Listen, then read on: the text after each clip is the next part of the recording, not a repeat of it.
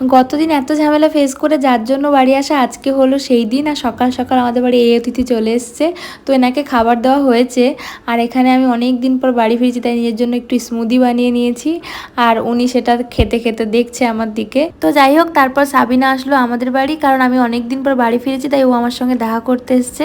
আর এসে ও মা আর বাপির সঙ্গে গল্প শুরু করে দিয়েছে। এরপর আমি আর মা চলে যাচ্ছি আমাদের পুরনো বাড়ি। বাপিও আসবে, কারণ এখনো আমরা ওখানেই ভোট দিই, এখনো বুথটা চেঞ্জ করা হয়নি। তো এখন আমরা সোজা যাব আমার এক দিদির বাড়ি, তো সেখান থেকে এসে একসঙ্গেই ভোটটা দেবো পরে বিকেলের দিকে একটু ফাঁকা হলে। আর এই যে আমাদের প্রাইমারি স্কুলে হচ্ছে ভোট, তো চলে আসলাম দিদির বাড়ি। একদম মাঠের মাঝখানে এক রাজপ্রাসাদের মতো বাড়ি করেছে, যদিও নতুন বাড়ি করেছে। তো চলো, আমি প্রথমবার আসলাম, মা এর আগে এসেছিল গৃহপ্রবেশের সময়। আর এখানে আমাদের ওয়েলকাম করার জন্য অলরেডি একজন দেখো বসে আছে। এরপর তো মা এসে একদম বসেই পড়েছে গরমের মাঝে, আর দিদি একটু পাখা টাখা দিয়ে সেবা করছে। তো চলো, দেখা হচ্ছে নেক্সট পার্টে।